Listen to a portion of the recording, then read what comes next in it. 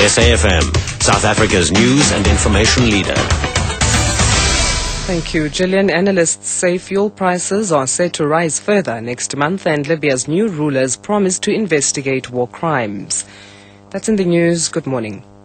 Analysts say that the crisis on global financial markets is set to further affect South African consumers as fuel prices are set to rise further next month. Oil prices have been volatile since the start of the month, while the rand remains under pressure. Analysts say that these two factors were primarily responsible for the under-recovery in fuel prices. And economists have warned that the rise in fuel prices could see a further uptick in consumer inflation. The under-recovery on all grades of petrol is 23 cents a litre. On diesel, it is between 13 and 15 cents a litre and 6 cents a litre on paraffin. President Jacob Zuma says government will continue to ensure that persons with disabilities benefit from the mainstream economy through instruments such as the Employment Equity Act and the Black Economic Empowerment Act.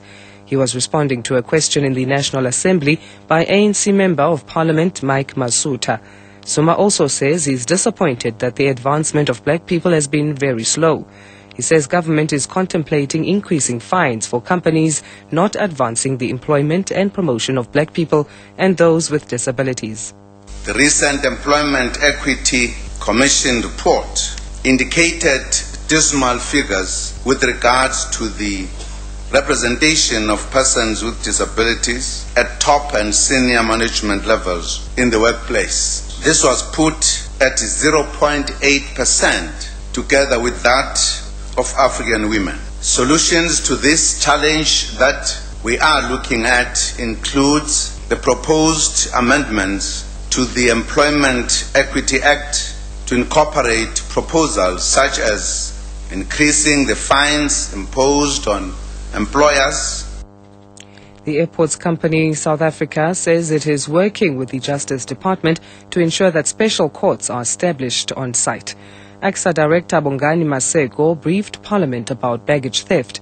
He says while there are no official statistics for baggage theft, internationally the benchmark is 4 mishandled bags per 1,000 passengers. In South Africa last year, 35 people were dismissed for this offence and another 20 this year. Maseko says courts on site would make it efficient to prosecute. We've been also working with the Department of Justice to actually have a court on site at OR Tambo, such that we don't wait for Monday morning if we catch you on a Saturday night to prosecute you. It's almost instantaneously there and then, to begin to send the message that there is a zero-tolerance approach towards this problem. The South African Weather Service says rain and thunder have been forecast today in most parts of KwaZulu-Natal.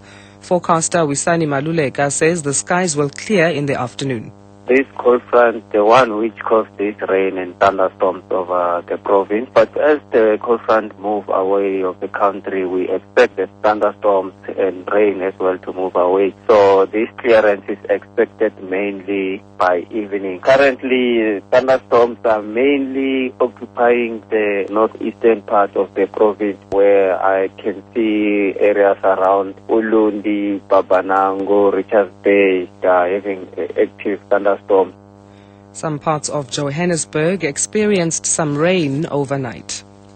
For the latest 5-day weather updates on your mobile, go to www.sabcmobile.co.za/weather.